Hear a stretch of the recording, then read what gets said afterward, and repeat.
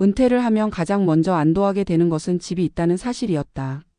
직장을 그만두고 매달 들어오는 급여가 끊겨도 그래도 머물 곳이 있다는 건 든든했다.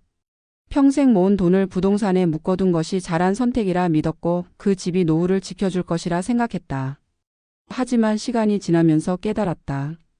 집은 살 곳이지 살림을 책임져 주는 존재가 아니라는 것을. 부동산 가격이 오르면 부자가 된 듯 기분이 좋았지만 정작 생활비를 마련할 현금은 없었다. 집 한 채에 인생이 묶이면 유동성이 사라지고 결국 선택할 수 있는 삶의 범위도 줄어든다. 집만 믿고 버티던 사람들 중 많은 이들이 은퇴 후 생활비 부족으로 삶의 질이 급격히 떨어졌다. 반대로 집을 줄이고 현금 흐름을 만든 사람들은 새로운 인생을 열었다. 그리고 이 변화를 가능하게 한 건 생각보다 단순했다. 집을 처분하고 현금화하는 것이었다. 첫 번째 사례의 주인공은 63세의 김성호 씨다. 그는 은퇴 전까지 교사로 일하며 서울 외곽의 40평대 아파트를 보유하고 있었다. 퇴직금과 연금이 있긴 했지만 매달 필요한 생활비를 충당하기에는 턱없이 부족했다. 집값은 이미 수억이었지만 팔 생각은 전혀 없었다. 그러나 몇 번의 의료비 지출과 자녀 지원이 겹치자 통장 잔고는 빠르게 줄었고 결국 그는 결심했다. 아파트를 매각하고 경기 북부의 전세 15평 아파트로 이사했다. 그렇게 생긴 3억 중 2억은 정기예금과 배당주에 투자해 월 80만 원의 현금 흐름을 만들었고 나머지 1억은 비상금과 여행 자금으로 나눴다. 김 씨는 집을 줄였을 뿐인데 매달 숨통이 트인다며 안정된 노후를 맞았다. 두 번째 사례의 주인공은 59세 이혜경 씨다. 그녀는 남편과 함께 25년간 살던 도심 아파트를 팔고 지방 소도시의 단독주택으로 내려갔다. 처음에는 친구와의 거리, 문화생활의 불편함이 걱정이었지만 곧 생활 패턴이 바뀌었다. 낮에는 텃밭을 가꾸고 저녁에는 지역 주민들과 작은 독서 모임을 하며 시간을 보냈다. 무엇보다 중요한 건 돈에 대한 스트레스가 사라진 것이었다. 서울 아파트를 팔아 남긴 4억 중 3억을 금융자산으로 돌려 월 100만 원 이상의 현금 흐름을 확보했고 생활비를 쓰고도 매달 조금씩 저축할 수 있게 됐다. 이 씨는 서울에선 매달 부족한 돈을 걱정했지만 이제는 돈이 남는다며 삶의 만족도가 높아졌다고 했다. 세 번째 사례는 조금 다른 결정을 한 67세 박재훈 씨다. 그는 은퇴 후 30년 된 단독주택에서 혼자 살았다. 집은 넓었지만 관리비와 보수비가 만만치 않았다. 게다가 자녀들이 모두 외국에 있어 집을 찾는 사람도 거의 없었다. 그는 주택을 팔고 1억 원만 남겨 월세 40만 원의 원룸으로 들어갔다. 나머지 매각 대금은 절반은 연금형 부동산에, 절반은 채권과 배당주에 투자했다. 매달 연금과 배당금으로 150만 원 이상이 들어오자 그는 비록 집은 작아졌지만 마음은 훨씬 넓어졌다고 말했다. 오히려 집이 작아지니 관리할 것도 줄어들었고 외출과 여행이 더 잦아졌다. 이 세 사람의 공통점은 단 하나였다. 집이라는 자산을 현금으로 바꾼 후 그 돈이 매달 흘러들어오는 구조를 만들었다는 것이다. 많은 은퇴자들이 집값을 재산의 전부로 착각하고 그 가치를 실현하지 못한 채 생활비 부족으로 힘들어한다. 그러나 집은 팔 수 있고 줄일 수 있고 현금으로 바꿀 수 있다. 그 선택이 두려운 이유는 익숙함을 버려야 하기 때문이다. 하지만 노후의 불안은 대부분 현금 흐름의 부족에서 온다. 집값이 아무리 높아도 통장에 돈이 없으면 불안은 사라지지 않는다. 반대로 매달 안정적인 현금이 들어오면 집이 크든 작든 삶의 질은 올라간다. 은퇴 후 집을 줄이는 것은 단순히 공간을 줄이는 것이 아니라 삶의 유연성을 되찾는 행위다. 고정된 자산을 유동 자산으로 전환하면 선택지가 넓어지고 새로운 삶의 가능성이 열린다. 특히 지금처럼 장수 시대에 들어선 은퇴자에게 현금 흐름은 생존이 아니라 자유를 만든다. 집에 묶인 불을 풀어내야만 노후는 비로소 안정된다. 결국 중요한 건 집이 아니라 집이 만들어주는 돈의 흐름이다. 그리고 그 흐름이야말로 은퇴 후 반전 인생의 시작이다. 집이라는 자산을 바라보는 관점은 한국 사회에서 특히 보수적이고 집착에 가깝다. 경제 성장기 동안 부동산은 안정성과 수익성을 동시에 제공했고 은퇴 이후에도 부동산 보유가 노후를 지켜줄 것이라는 믿음이 오랜 기간 사회 전반에 뿌리내렸다.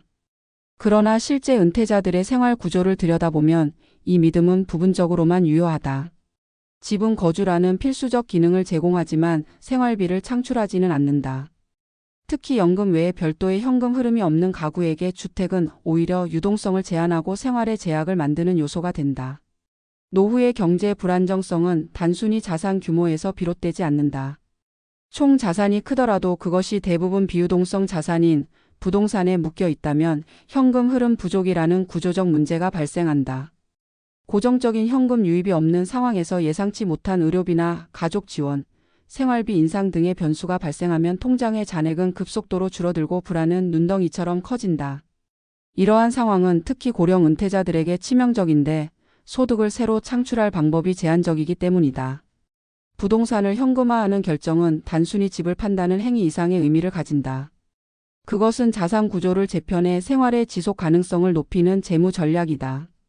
집을 매각하거나 규모를 줄여 마련한 현금을 안정적인 금융자산이나 배당형 자산에 배치하면 매달 예측 가능한 수입이 생기고 이는 심리적 안정과 생활의 질 향상으로 이어진다. 실제로 부동산 자산을 줄여 현금 흐름을 만든 은퇴자들은 공통적으로 마음이 편해졌다는 표현을 쓴다. 이는 단순한 심리적 위안이 아니라 매달 들어오는 돈이 불확실성을 줄이고 선택의 폭을 넓혀주는 구조적 변화 때문이다. 현금 흐름이 있는 노후와 그렇지 않은 노후는 삶의 방식 자체를 바꾼다.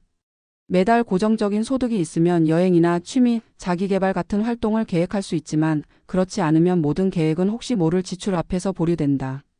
노후의 경제적 자율성은 바로 이 차이에서 결정된다. 은퇴 이후 자산 운용에서 가장 중요한 원칙은 유동성 확보다. 여기서 유동성이란 단순히 현금을 많이 보유하는 것이 아니라 매달 안정적으로 들어오는 현금 흐름을 말한다. 부동산은 장기적으로 가격이 오를 수 있지만 그 가치는 매각하거나 전세보증금, 월세로 전환하기 전까지는 실현되지 않는다. 반면 금융자산이나 배당주, 연금형 부동산 등은 보유와 동시에 소득을 창출한다. 따라서 은퇴자는 부동산 중심의 자산 구조를 현금 흐름 중심으로 전환하는 과정을 반드시 거쳐야 한다. 이 과정에서 중요한 것은 감정적인 결정을 배제하는 것이다. 평생을 살아온 집, 자녀와의 추억이 깃든 공간을 떠나는 일은 정서적으로 쉽지 않다. 하지만 그 감정이 유동성 부족으로 인한 불안을 상쇄해 주지는 않는다. 오히려 불안은 시간이 지날수록 커지고 생활 수준을 급격히 낮춰야 하는 상황에 몰릴 수 있다. 따라서 은퇴 계획을 세울 때는 집을 어떻게 활용할 것인가라는 질문을 가장 먼저 던져야 한다. 집을 줄이는 다운사이징, 일부를 임대하는 방법, 아예 매각해 금융자산으로 전환하는 방법 등 다양한 시나리오를 검토하고 각 시나리오가 만드는 현금 흐름을 수치로 분석해야 한다. 단순히 집을 팔아 현금을 확보하는 것이 전부는 아니다. 확보한 현금을 어떻게 운용하느냐에 따라 그 선택의 성공 여부가 갈린다. 단기적으로는 예금, 채권 같은 안정적인 상품에 배치해 기본 생활비를 충당할 기반을 마련하고 장기적으로는 배당주나 리츠 REITs 같은 자산을 통해 인플레이션에 대응할 수 있는 구조를 만드는 것이 바람직하다. 은퇴 후에도 경제 환경은 변하고 물가와 금리는 변동한다. 이런 상황에서 현금 흐름을 만드는 자산이 있다면 변화에 대응할 여유가 생기지만 그렇지 않다면 변화는 곧 위기가 된다. 부동산을 현금화하는 전략은 단기적으로는 익숙함을 버리는 불편함을 주지만 장기적으로는 안정성과 자유를 동시에 제공한다. 특히 지금처럼 평균 수명이 길어지는 시대에는 더더욱 필요하다. 2030년을 버틸 수 있는 노후 구조를 만들려면 고정 자산을 줄이고 변동성과 위험을 분산시킨 유동 자산을 확보하는 것이 필수적이다. 집은 삶의 기반이지만 그 기반이 곧 삶의 전부는 아니다. 오히려 그 기반을 어떻게 활용하느냐가 노후의 질을 결정한다. 부동산을 재편성해 만든 현금 흐름은 단순히 돈을 버는 수단이 아니라 매일의 선택권과 생활의 주도권을 지켜주는 안전망이 된다. 그리고 이것이야말로 은퇴 후 반전 인생을 만드는 핵심이다. 결국 노후는 얼마를 가졌는가 보다 어떻게 쓰고 어떻게 흘러들어오게 하는가에 따라 달라진다. 집이 아닌 현금 흐름을 중심에 두는 은퇴 전략이 필요한 이유가 여기에 있다.